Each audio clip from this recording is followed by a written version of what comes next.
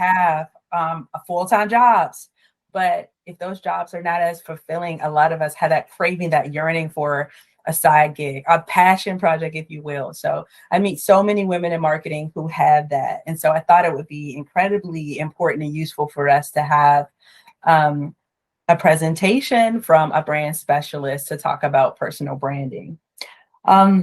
So the great thing to know is that if you're a member of MarketHER, you don't have to do it alone. We're here as a group of supporters to help you see your blind spots, all of that. We know that in personal branding, some of the things that our challenges are, pinholing ourselves or struggling to maintain that authenticity, overselling ourselves, or even the struggle of trying to remain a person and not becoming a brand, right? So all of those challenges are some of the things that Coach Toni will be speaking to us about, addressing for us. So if you have any questions, definitely think about your questions through the presentation and then ask your questions at the end. We'll open the forum for that. So without further ado, Coach Toni, you have our attention. Yes, this is exciting. I'm excited. I have my own little record session over here. Okay, once I start my presentation, I won't be able to see anything. So if you all want to burst in and you have a question, that's fine too. You can totally burst in. But my name is Toni Brown. I am the owner of Sky Media Group, which is a digital and branding agency in Baltimore. I have been a designer for about 13 years.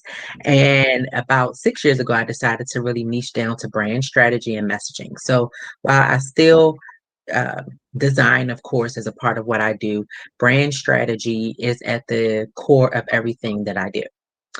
Today, I'm going to be talking about the power of personal branding, and I'm about to share my screen.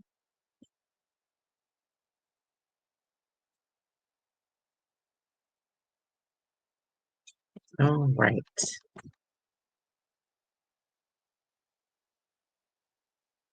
Okay.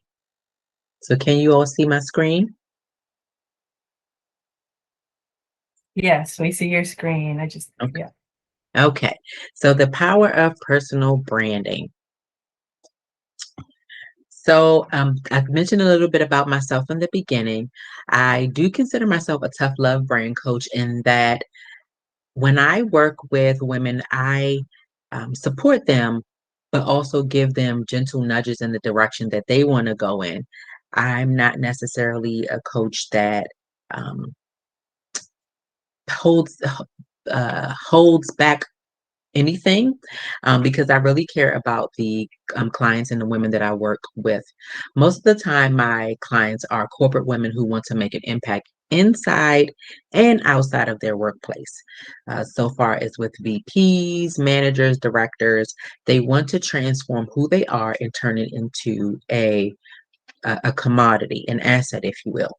And after 20 years of being in corporate America, I rediscovered my love for design and entrepreneurship 11 years ago. Well, 13 now. And realized that Sky Media Group, as me being Sky Media Group's owner, it didn't allow me to really come from behind the services that I provided. And we're going to talk a little bit more about that as the presentation goes on. But today, with the talk of the power of personal branding, it's going to help you to understand the importance of personal branding and how to lay the foundation for yours. I think that it's important that when you're building a brand that you always look at the foundation of everything, just like with the house. Before you can put a roof on anything or before you know where the kitchen is going to be, you need a solid foundation. And so I always like to build from the ground up when it comes to whether it's a website, a brand, or any type of messaging or strategy. It's always from the ground up. I love this quote from Brene Brown that says, "Courage starts with showing up and letting ourselves be seen." And at the core of being someone with a personal brand, the core of that word is person. And so you have to show up as that person whenever you are speaking about your expertise or whatever the case might be. But it's it's nerve-wracking. It's very nerve-wracking to show up as yourself and to be authentic and to allow yourself to be up for scrutiny and things like that and just to put yourself out there. But my hope is that through this presentation that you will start to think about how you can be someone with a personal brand that's authentic, honest, and just just showing the great person that you are. Okay. But first, what is a brand? So this is not my definition. This is the definition by Marty Neumeyer. Well, a portion of the definition by Marty Neumeyer, who's known as the godfather of branding. So a brand is a set of associations or perceptions that a person or group of people have about a company or individual. A brand can be intentional and orchestrated, or it can be haphazard and left up to chance. I really favor a brand that's intentional and orchestrated versus one that is haphazard. So I won't be able to see your comments, but in the comments, if you can let me know if you appreciate brands that are intentional, orchestrated, or if you like when brands are haphazard and left up to chance. I'm pretty sure I know the answer, but just to get a little bit interactive with you guys. So a brand is not your logo, website, business name, tagline, motto, your building, your architecture, your interior design, your photos, products, Instagram, LinkedIn, Facebook account, and most importantly, your brand is not about what you think. Your brand is about what other people think of you. Okay? And usually people think that your brand is something visual, but when somebody says brand, it's really like a manifestation of a whole bunch of things that merge into one. So yes, your logo is a part of your brand, your website is a part of your brand, your products are a part of your brand, but it's not your brand in totality. It's just a portion. So today we're going to talk about personal branding and why you need a personal brand as a service provider. What are some of the ingredients of a personal brand? How to communicate your personal brand and assessing your own personal brand, and then there'll be room for Q&A. So do we have any questions? Are we together at this point? Remember, I can't see you, so I'm totally relying on you to let me know so you can jump in if you like. I'm with you. Okay. All right. So, what is a personal brand? It's you. As I mentioned, the base of that word personal is person, and that person is you. You're a personal brand. So, everything you say and do is perceived by someone who forms an opinion about who you are. And so that's one of the reasons why it's important to have a brand that is intentional so that you can steer opinions in the way of how you really want to be seen. You don't want, even though people do it anyway, of course, but you want to orchestrate what people think of you in the public as much as possible. And there are many ways that you can do it. But just knowing that your personal brand really encompasses everything that you say or do about what you do and who you are and so forth and so on. Again, the why a personal brand is good, or what is a personal brand, why is it good? Because you want to shape the perception that your audience has of you.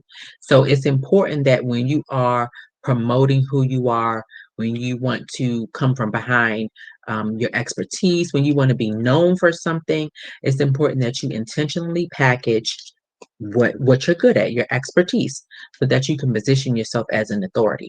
Now, there are many authorities in a specific industry and everything, but that's not what you focus on when you're building a personal brand. You're focusing on you. It's your personal brand. It's not anybody else's, it's yours. So you focus on what makes you, what makes you an authority, whether it's your experience, your expertise, your education, or something along that lines. So why is personal branding powerful for your business? Let's learn why. Because it differentiates you from others, and it's the key to making sure that you are recognized as a leader and an authority. And a lot of times as women, we shy away from being known as a leader or an authority, and we're like, oh, we don't know everything about the thing that we know about, but that's okay because your audience probably won't know as much as you know about what you know about your expertise. So it's okay to call yourself a leader. You are a leader. You're a leader in your expertise, in your education, in your experience. Nobody can take that away from you. So if you are fearful of being called a leader or being an authority of some sort, I'm here to tell you it's okay. You are a leader. Nobody is you. You are that person, okay? Being seen as a leader and an authority is important because it gets you booked and busy, it grants you more exposure, it allows your voice and story to be heard, and it opens up the door to opportunities. And so when somebody can see you as a leader in whatever your thought leadership topic is or whatever your topic is, they will come to you for that thing. And you won't be it's not a situation where, oh, my competition is doing the same thing. Well, your competition is still not you. See, that third point allows your voice and your story to be heard. And each of us has a story that many people can benefit from. And so when people look at you as that leader in authority and maybe 40-year-old woman who got a divorce and now she is teaching women how not to be divorced at 40, whatever your leadership topic is, that can be your experience and what you're known for. And there's so many women that have that exact same story who will absolutely book you. So that's why it's important to be seen as that leader and authority and to make sure you're using your voice in your story and being heard. But we'll talk about that a little bit later. Okay, so personal brands. I'm pretty sure we know these people. Definitely know Rihanna. Um, I mean, her name is on everything, even, Fenty Beauty, her cosmetics, everything. We know Rihanna. Tabitha Brown, we know her for her fun-loving personality. She's natural, she's bright. Marie Forleo is an industry leader when it comes to small business and working with women and men around the world. And one of my personal favorites, Lenny Kravitz. Everybody knows Lenny, but he's one of my personal favorites. I had to throw him in here. So all of these people are examples of personal brands because their name alone is money. When Tabitha Brown shows up at an event, she might have a 5-minute part, but because she's showing up, so many people are going to come just to see her. Lenny Kravitz, he has an interior design line. I forgot the name of it, but his personal brand the interior design is an extension of his personal brand. Even though it's not music, it's still about him. And so when your name is attached to you being a leader and authority in something, your name alone can have people wanting you to speak on their stages or work with their audience or whatever the case might be. Okay, so the first on the agenda is we're going to learn why you need a personal brand as a service provider. In business, you can either be an order taker or a trusted partner. And when I say order taker, I mean when you go to a restaurant and somebody's taking your order. So you can either be that person that people give bits and pieces of jobs to or give you tasks to perform as opposed to being a trusted partner. And so how you show up and how you handle your brand determines whether you're an order taker or a trusted partner, whether you're trading time for money or if you are a trusted partner and how you show up and what type of value you add to the rooms or the spaces that you're in.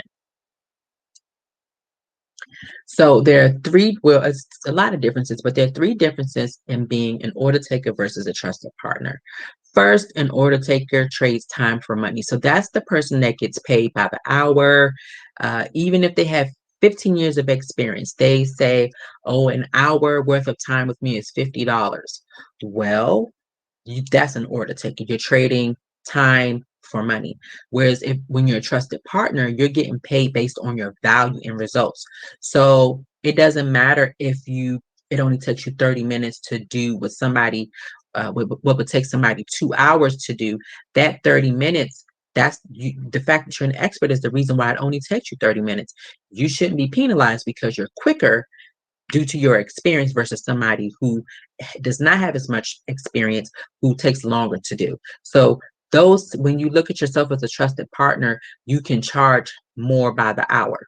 So it goes from 50 to 250, all because of how you're positioning yourself or positioning your personal brand.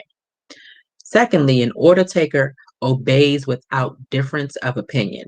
And so, because an order taker is so concerned about if this company or person is going to fire me if I voice my opinion, they just kind of shrink back.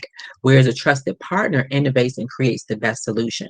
So, a good example of this is when someone is an influencer, they the company will give them a creative brief and give them flexibility to institute or create based on that influencer's creativity, personality, and so forth. They're not just saying we need 3 social media posts and we're going to pay you $150 an hour. And we want it done like this. See, that's not when you're a personal brand and when you're coming forth with value and results. You just obeying without an opinion does not really add to you being that leader or authority. The last is that as an order taker, you work for a client. So they are your boss. Because they're paying you, you have to do what they say and you have to get paid this amount. Whereas when you're a personal brand and you own your expertise, you're not working for the client, you're working with them. It's a collaboration, you're working together. They need you because of your expertise and whatever your focus is, paired with their company to create that partnership. So you all need each other. So you're working with the client. And that's a huge difference when you have a personal brand. Second, the ingredients of a personal brand. So you're a multifaceted woman, but you struggle to define your brand because you you're good at so many things, and also because you might be a mother, a wife, a sister, a best friend. You women, we're all the things. So when we want to try to package what we want to be known for, we struggle because we really can be good at so many things. But you may be confused as to where to start or what aspects of yourself that you want to hone in on. So let's learn more about those ingredients. But first, one of my favorite quotes that I learned from my one of my brand coaches, he said, before you brand yourself, you have to know yourself. So before you can put yourself out there and have a voice and be heard and have a message, you have to know who you are. You have to know your values, your morals, your principles, what you'll stand for, what you won't stand for, how you want to be seen. You have to know yourself first, because what you're going to find is somebody that's finding their self in the public eye. Now, we grow and we expand and emerge in different ways, but you don't want to fumble in the public eye just because you don't know yourself. So it's important that you know yourself before you brand yourself. So the first way that you can get to know yourself is you can answer or really figure out what your passion is. So what do you care about? And what do you want others to care about? What can you talk about for hours? What do you wake up and think about? What do you think about when you go to sleep? What is that thing that you just would do if nobody paid you? That's what your passion is. And it can be more than one thing. And sometimes when we're multi-passionate, we struggle with trying to converge those things. But when you hone in on your message, you might find that even though you're multi-passionate, your passions will cross one another. Your values. Again, what do you stand for? What don't you stand for? Your values will help direct the decisions that you make. And so if you know that you're a dog lover and you don't like cats, then you won't want to work with a cat company, for example. But just knowing what you stand for and what you don't stand for will keep you out of spaces that you don't want to be in, and it'll push you more towards spaces and people and opportunities that you want to align yourself with. Like for example, early on in my design career, I used to have people that wanted me to design club flyers. And for a while it was okay, but then the club flyers started getting like explicit in nature. They wanted, naked women on the flyers. And I'm like, I'm not doing that. So because I knew that that's not something that I stood for. Now, if other people wanted to do that, that was fine, but it just wasn't a me thing. So that allowed me to move away from designing for that type of industry and pushing me more into those more just those other platforms or those other areas that I wanted, where I wanted to work with different types of people. And your vision, number 3. So what's the big picture of why you want to amplify your personal brand? Like, why is it important that people know you, know your message, your voice? Why is that important? When you have that big picture vision, it will tide you over when you may feel uncertain or like you want to give up. Your vision and knowing the bigger picture of why you're doing what you're doing will keep you stable when those times get rough, because they do. There can be ups and downs when it comes to building your personal brand. And then what are you looking to accomplish with your brand, your personal brand? What are the results that you want people to feel? What are the transformations that you want people to feel when they encounter you? If you're speaking on a stage or podcasting or in an interview or working with a client or doing some type of corporate workshop, what do you want people to accomplish, or to how do you want them to transform after hearing you? It's great to stand in front of a room full of people and talk, but what do you want them to, what's the takeaway? And really sometimes the takeaway is the same across the platform because it does feed into your bigger vision.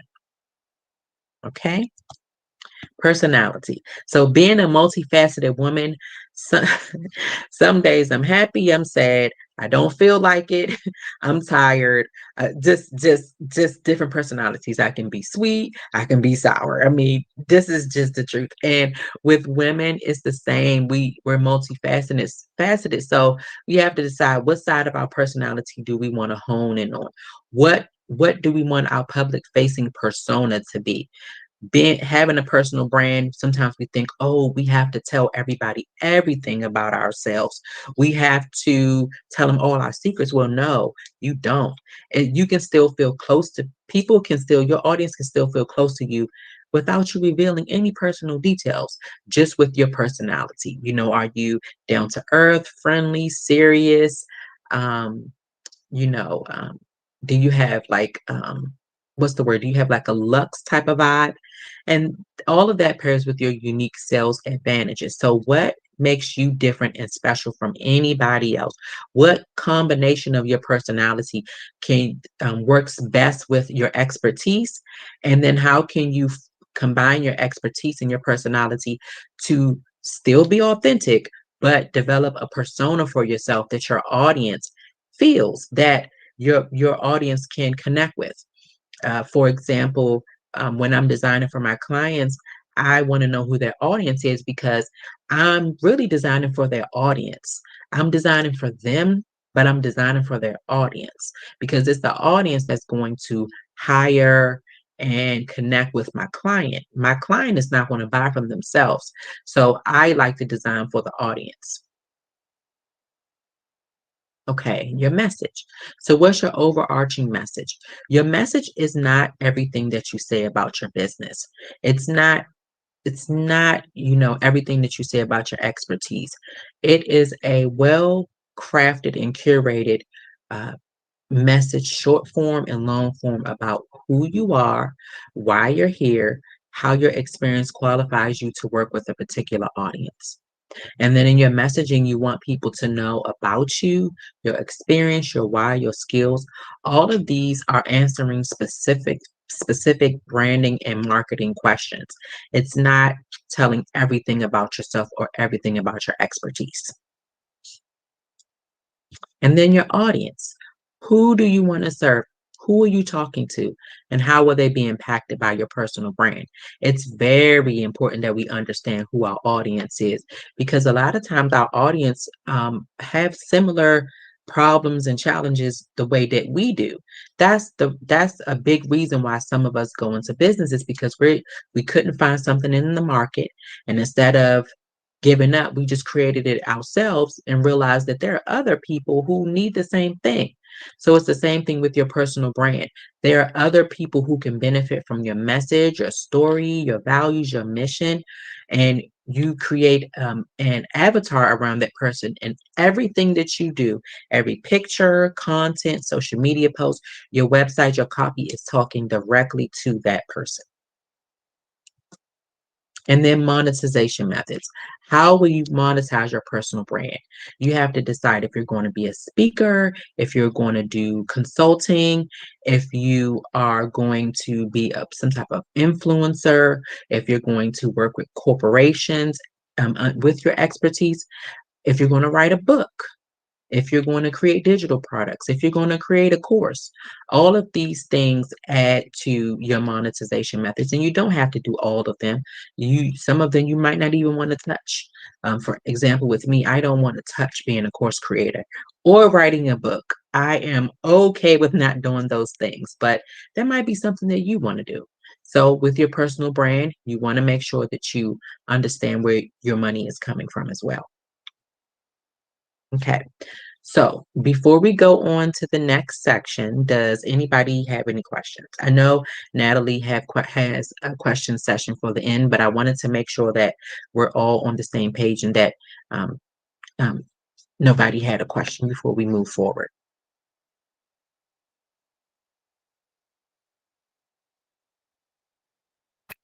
I don't see any questions in the chat box, Tony. So I'm with you. I think we're all just taking it all in.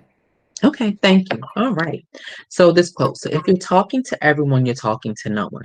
It reminds me of that quote where it says, what is it? Jill of all trades, master of none. It's kind of the same thing when it comes to your audience and who you're talking to.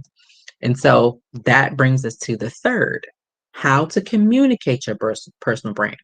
If so, there's also another quote, and it says, "If you build it, they will come." But when it comes to personal branding, that doesn't work. If you build it, they will not come. You have to communicate your personal brand, your value, the transformation that you incite, your results. And so once you've developed the ingredients for your personal brand, it's important for you to consider how you're going to communicate and manage your personal brand. That's why sometimes personalities like the ones that we saw, Rihanna, Tabitha Brown, Lenny Kravitz, they have publicists, they have PR firms, they have people to help them manage their brand. But if you don't have the budget or you are unsure about a publicist, and you don't need one, but if you want to manage your own brand and communicate your own brand, that's perfectly fine. So one way that you can manage your own brand and communicate your brand is through storytelling. I know when I thought about storytelling, my thing was, I'm just living my life. I don't have any stories. But once you really sit back and take note of your life and how the experiences and things in your life have happened to bring you to where you are, to where you even want to have a personal brand, you'll realize you have way more stories than you even realize. And so the type of stories that I'm talking about are the stories that you can share consistently and that provides insight into your personality, your background, and expertise. What is it about you that got you to where you are? What is it about your background that got you to where you are? And for me, this is part of my story. So I am a mother. My daughter is 22. And when I started Sky Media Group, I did not want her to be a latchkey kid. I wanted to be home when she opened that door. I wanted to take her to school, pick her up. I wanted to be present for school functions. I wanted to be that mom. And so that's part of my story when I'm talking in my messaging or on social media or even speaking like this. I talk about being how my way of rearing my child was very important for me. I'm also a corporate dropout. I spent about 20 years in the corporate field of specifically legal, and I wanted to do something else. I feel like I didn't have a life. I would look out the window and see other people walking around the street, and it's like people actually are outside during the day. E- Everybody's not at work like me, huh? So after a while, I just I told my boss, I said, well, this is what I'm going to do. I'm going to go to college. I want to learn. I had already graduated from college, but I wanted to take some courses. I wanted to take some design courses. And he said, okay. After that, when I moved to Baltimore, I had to leave that job because that job was a little bit too far. And I got a few other jobs, but they were not what I wanted to do. And so about, I guess, 13 years, 10, no, I don't know how long it was. It was over a decade. I just said I'm not going to work in a corporate. I'm not going to work at a 9 to 5 job at somebody's office anymore. Now I'm okay with working at home, but I just did not want to be in anybody's office. Me getting divorced in 2018 was really the shift that made me start thinking more about myself because I had spent so many years thinking about my ex-husband and not enough about me. And so I said, now I can finally be a personal brand. Now I can finally come from behind Sky Media Group in my business and be front facing. Now I can not worry about somebody being jealous and all those other things. And even though this picture is like one of sadness, it really should have been one of happiness because from that point I was just completely happy. And I talk about that because there are a lot of women like me who spent years taking care of other people, and so when it comes to their personal brand, they don't realize how special they are. And then me being a black sheep, this is this is one of my old school pictures, and I couldn't put the entire picture in there, but my hands are folded and I had on a bunch of rings. I think I was like 9 or 10 in this picture. Just big attitude, but I was just so sure of myself. That eyebrow being raised definitely let you know that I was sure about myself and you couldn't tell me anything. And that's kind of how I am now, even though I'm learning to be, more humble and I listen now. And I mean, but I still have very strong opinion about things. And that carries into my business. As I mentioned before, I'm a tough love brand coach. And while I don't force my clients to do anything. When fear sets in, it's time for me to encourage them and remind them, why we're doing this anyway. So these fun facts about me really add to my story. And a lot of times on social media, whenever I'm telling a story, it's a nuance or an aspect of one of these aspects of my life. But there's more to me, but this these 4 areas of my life really impacted me to go into what I do today. Okay. So secondly, client management. What does your acquisition process look like? What does experiencing you and your brand feel like? So I work with clients and I have an onboarding process and I have a couple of things that are automated in the beginning.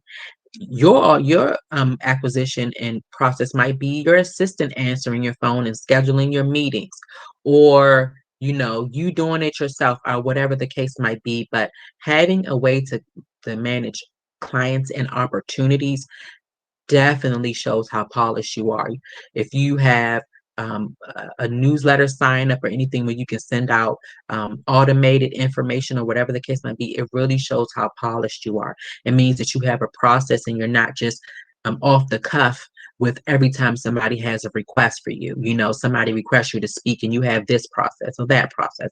Having a real client management and experience helps you to be less stressed and more polished as someone with a personal brand.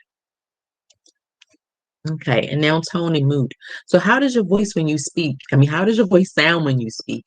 What emotion does your voice and the words you use convey about you to your audience? So when it comes to your messaging really formulates your messaging. And so you'll with your tone and your mood, and you'll find that you'll kind of say the same things over and over again because it's part of your messaging. So with me being a tough love brand coach, that's something that I say, and that's part of the vocabulary for me. And then the sound of your voice. Are you using inflection? Do you talk in a monotone robot? And if that's how you talk, that's fine. That's you. Okay. You don't need to change that to fit in different spaces. Sometimes, excuse me, your voice will be more animated, or it'll be very serious and you really want to make a point, and so all of that is a part of your personal brand. it helps people to see how consistent you are. So one day you're not, super excited and talking 1,000 miles a minute to like talking really slow. Like that's not consistent. So developing your tone and mood is also important. And then your design and visuals, one of my favorite things. What style of design and visuals influence your personal brand? I like to get inspiration, and I'm sure we all know about Pinterest, and Pinterest is my friend. So whenever I have new visuals or some type of campaign that I want to institute, I will go to Pinterest and start pinning ideas. And after a while, I'll start to see consistencies and patterns among the things that I post. Also, what type of visuals will you need to define your brand? Do you need headshots, brand photos, videos, product photography, food photography? Like, what types of visuals do you need? Do you need voiceovers? And what does your digital and social content look like? That's where the idea of branding and visual identity comes into place. When you go to somebody's social media feed, are the colors consistent or are they all over the place? Do their social media colors match their website colors? And it should be consistent. But all of those things really speak to your how much you care for yourself and your audience, how you want them to experience you, and then how do you present in person? Um, when I work with clients, I like and we do photo shoots. I like to make sure that the same colors that their visual identity is the same colors that they wear. So if they don't have yellow in their identity, then they won't be wearing yellow, because when you put these things on your website, on your social media, you want everything to be in harmony and to be consistent. And then also, how do you present in person? When you're speaking, do you have on the same colors? Black is one of my brand colors. My wall turquoise is one of my brand colors. It's just consistent, because you are your brand. And when you position yourself and hone things and hone your qualities in, you will find that even when you look around your home, perhaps that your personal brand might be in your home, your personal brand colors might be evident, it might be in your closet. You want to be comfortable, you don't want to pretend to be something. So when you're presenting in person or coming up with your brand style, start with the things that you already have. Look in your home, see the colors that you like. What colors might your audience be attracted to? What type of visuals would your audience be attracted to? Okay. So here are 3 tips for communicating your brand. Talk about what your audience cares about and show them you can assist them. So when you are talking, when you're sharing your message should really be human centered and audience centered, and talk about things that they care about. What are their struggles? What are their challenges, their pain points? What do they really want out of life? And then when you talk about that, show them how you can assist them and get them to meet their goals. You also want to identify parts of your story that connect with your audience. So I shared some of my fun facts, and I would definitely think about your story, your life. How did you get here? Like Deborah Cox song says, "How did you get here?" Okay, and then the last, create visuals and content that appeal to your audience. So it's like I like the color pink. I have pink things in my closet. I love red. I have red in my closet. I love orange. But when I wanted to think about the personality that I wanted to hone in on, and that person that part of myself that I wanted to show, that person is somebody that likes black, white, silver, and teal, and brown. That's that person. That's the person that likes leather and lace and patterns on their clothes.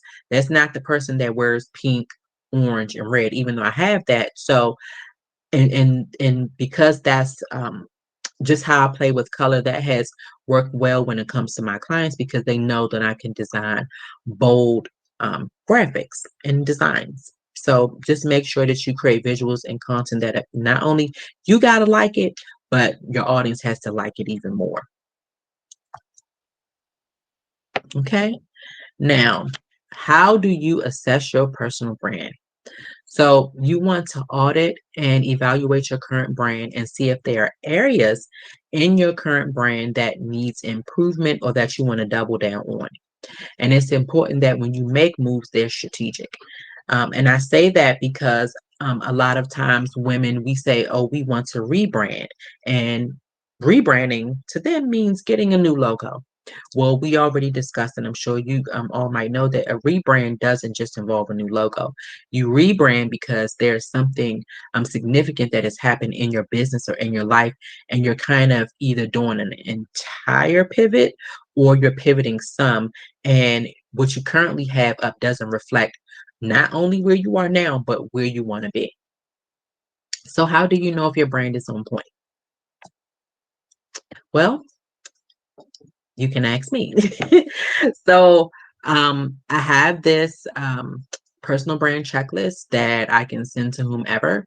If you DM me on Instagram with the word audit, I will send it to you. See, that was a trick. I didn't have any tips for you. I think that it's important that you self audit, and that I can't necessarily I think it's something for you to do for yourself. You know your vision, you know where you want to go. And when you look at the things that you have, seeing if it matches, if you have to do more of something or less of something else, then, I think it's important for, us to understand the gaps in our brand. And so that's why I made this checklist. So, questions and answers. Questions, you have questions, and hopefully I have answers. That was awesome, Toni. Thank you so much. I did put that. I put Coach Toni Brown in the chat so that people can find you on Instagram. Is that okay? Okay, that's your handle. So in the word audit. Great. I see one question in the chat box that says, Toni, would you encourage clients to wait until they have their brand all figured out before they get started, or start sooner than later? I will start sooner than later, because as soon as you put yourself out there and say that you're somebody that is, and even if you don't say that you're an expert, people will automatically think that you know what you're talking about, because you're putting yourself out there as somebody who has a voice and a message and they want to be heard. So as soon as you do that, I wouldn't give people the opportunity to decide for me and perceive me how I don't want to be perceived. And I don't think any of us have it all figured out. Like, I've been doing this for a while, and I'm still like, I have to do a photo shoot and I just don't know what I'm going to shoot. So, and Yeah. yeah, so none of us have it figured out, but I think that, yeah, absolutely, there should be some type of thought or strategy behind how you show up online, because if it's not, you might lose people. If you're showing up and it's not consistent, they might automatically think, oh, she doesn't know what she's talking about because this is not consistent, or she is this way one day and then the next day she's in another way. So I do think that being intentional about how you show up online in the beginning can save you a lot of pain and stress Mhm. and money, because then you don't have to, if you decide to work with somebody, then you won't have to figure it out. They can help you. Great. I think it's a great point, because a lot of us may already know how we like to present ourselves to the public. Like, we have one way that we are with our close friends and family, but another way that we present at work. So Mhm. with that in mind, it's like, if you can kind of like pull that identity together for your website and when developing your colors and your logo and everything, and that gives you a place to get started. Like you said, that's one of the takeaways. Another question I see in the chat box is, I have multiple things I'm passionate about. How do I figure out which passion to focus on for my personal brand? hmm I would see if any of those passions cross. Um, there are some passions like, I love plants. I have a ton of plants in my home. Um, But sometimes plants will show up in my content when I'm talking about growth and leaves, when I'm making examples, but I'm not going to be like a plant master. So, because they're not close enough in relation to make sense when you try to weave it in. So I think that if your passions are relative, maybe they're cousins, they don't have to be twin sisters, but maybe if they're just in the same sphere of just sense, I would think that you can combine a few to make like this power brand, because that would be special, because not too many people would, like say if I did, just example, not too many people would say, I'm a plant mama and I brand, and I want to work with greenhouses, and like, that's really nuanced. So I think that if you have multi passions that you can kind of mesh together, that it'll make you even more of a like a make you more sought after, because nobody's Mhm. doing it. Mhm. Yeah, that sounds great. I agree with that. Like it would definitely help you to find your audience and also maintain your authenticity, be true to yourself, and let your personality really come out as you talked about through your presentation. And So and I, oh, I'm Mhm. sorry. And you know what? I just had another thought. And all of your passions don't have to be front facing in your brand, because your personal brand, you are your personal brand. Anything that you want to come up with really can kind of go. I mean, it's just especially if it makes sense. But like, for example, I love um spy dramas and like crime shows. So from time to time, I will make content around that makes sense. So I will, post. I watch shows sometimes, and they're talking about like the unsub or the criminal, and they have a fraudulent web page, and the web page looks awful. So, and it makes me laugh. So I'll stop on the stories and say, "Look at this, y'all. I just want to show y'all what a bad website is looking like." And then, so, but it's not a part of my brand as something that I would make money off of, but it's you're branding yourself in a creative way, because you're Mhm. meshing, things that you care about. Yeah, absolutely, absolutely. It makes you. All Hmm. right, see another question. It says, and so this is something that we talking about a lot in the marketer group about work-life balance. Marketing is so demanding, and having a side gig more demanding, and Oh even gosh. with yourself as a business owner full time. So the question is, how do you manage your time? Can you talk to us or walk us through your strategy for organizing your personal and work-life balance? I try to keep a schedule, and I try not to deviate from that.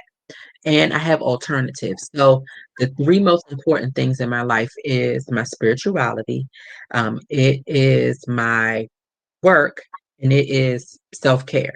So any combination of those two of those things in one day is enough for me. So for example, Wednesdays is the day that I do not work at all. Even though I work kind of low key in the office, I'm usually outside doing things that, that are my self-care. Um, like on a Monday, I'll say, okay, I'm going to tend to my spirit early and into the afternoon. And then after that, I'm going to work. Or then after that, I'm going to go to the gym. So I don't exert myself. I think that I don't do too much. Um, I do the most with the least. That's what I always say. I want to do the most with the least. Um, and I don't exert myself. Because Yeah. it'll get done. So I don't exert myself. Not in that way. Of course, if there are deadlines and things like that, that's something different. But to help me work life balance, I do two of those things a day. So I have a side question to that. At what point did you develop that? You said that you really your personal business took off. I think you said 2018, and it's Hmm. just 2023 now. So when did you come to that point where it's just like, did you ever have that epiphany, like I'm overdoing it or things are not balanced? This isn't healthy for me. Yeah, when I was staying up until 5 o'clock in the morning working on designs, knowing that I needed to get up at like 10. Like it was outrageous. When I started to see designer bags form underneath of my eyes, and I'm only 43, so it doesn't come from age. It doesn't. It comes from not getting sleep. I think when I saw my health suffering, when I was irritable because I wasn't getting enough sleep, when I would eat in front of my computer, I'm like, hold on, I left corporate America. Why am I eating at my computer? So I make it a point that unless I'm eating like a little snack or something like that, I will go downstairs and I will eat at my table. I will take, I will play a game on my phone. I might scroll on TikTok. I might read a portion of the Bible. It's me time when I'm eating. So I think that when my health was and my personality was kind of suffering, that's when I said, "Oh no, I'm not doing this because I don't have a boss. So why am I Yeah. acting like I do?" Right. Yeah. All right, I see another question. Does a personal brand last forever, or do you need to update it from time to time? And when would those times be? Yeah. So there was, I think created a post, I don't remember, but I think that is because women are so multifaceted. Um, who you were maybe with your personal brand at 30 is not who you are with your personal brand at 35 or 40. There's growth in there. And so because you might have gotten remarried, you might have had a baby. Now instead of being an influencer for fashion, now you want to be an influencer for baby fashion because you had a baby. So when you have those big changes in your life and you see personal transformation, more than likely it's going to play out in your brand. So I think that it's good that women reinvent themselves every couple of years. If I can think, yes, yes, yes, yeah. I was thinking about my own, just myself. For example, in my pictures, I used to take pictures, my brand pictures, in front of a computer because I had to show that I was a serious designer and graphic designer. So I must take pictures in front of a computer. Now I refuse. I did take some in my house, but it was just to show my office and to show how I work. But the last photo shoot I had was in Louisville, and I had on different outfits, and we were walking around, taking in the sights because part of my growth as a woman is now I get to travel. And Mhm. so, that's one of the benefits of working for yourself or at least having some type of flexibility is that you get to travel. So every time I go to somewhere, for the most part, I will either take my photographer with me or I will hire a photographer in the area to capture my life. And that is like a trajectory for the next phase of my attitude, my personality, and how I want to come across. So That makes a lot of no, sense. so no, your personal brand doesn't stay the same forever because you don't. Yeah, that makes a lot of sense. That makes so much sense. Well, I know I have like tons of other questions bouncing around in my head. I Good guess if questions. Those are good questions. I should have wrote those questions down. Can you send me those questions? I absolutely will send them to Please. you. Those are And good so, in questions. one, if you could just share like an idea, I think that we've kind of touched on it, but a lot of people, and this is really why I wanted to bring in a brand coach to speak to marketers, right? Because I mean, it's almost like that thing like when a hairdresser is like does her own hair the last, or a mechanic, Mm-hmm. his wife's car is like the last one to get service and such. So marketers, it can be that way, and I know for myself when I look outside at a brand, it's so easy. It's easier for me to get the bird's eye view and then hone it in and lay it all out for them. But for myself, it's harder, Mm-hmm. right? So just talking to someone like yourself and like just getting sort of like a template as you spoke, that's what you provided for us, a template to put this together for ourselves, which I think is so necessary. But I was wondering like if you can think of one client that had a real struggle to find their voice, somebody that just couldn't, as you said, like just find that authentic voice for themselves. So you seem to speak very passionately when you're talking about like you are a leader. Like don't be shy about that because you are yourself. So I can tell that's something you probably encounter a lot, right? So what's the case? So I have a couple instances, but I'm going to talk about the client who actually took my advice. Because I have ones that don't take my advice and then realize they should have took it after they've spent money on other things. So a client that I'm working with now, she is an absolute expert with tax and accounting. She knows her stuff. And she's been doing it for about like 10 years or so. Um, but she um, but she just struggled. She has struggled with coming from behind her business. Um, Mhm. and after, I wrote out her messaging and I, encouraged her. I'm like, you've been doing this for years. You know your stuff. It doesn't matter what degree or whatever you have or whatever the case might be. Um, and I think just through each phase of brand development that we went through, she's become more and more confident. And since we're still working together, we do, there, we're about to start creating reels for her. She has been notorious with not showing up on camera, but she had her first video, her first brand video during the process that we had. So she saw how well that turned out. Now, with everything else, she's just getting more and more comfortable. I Mhm. also like to remind my clients of their goals. So it's like you want to be seen this way, but you're doing this. You say you want this, but you're doing Mhm. this. Though, if you keep doing this, you're not going to get to this.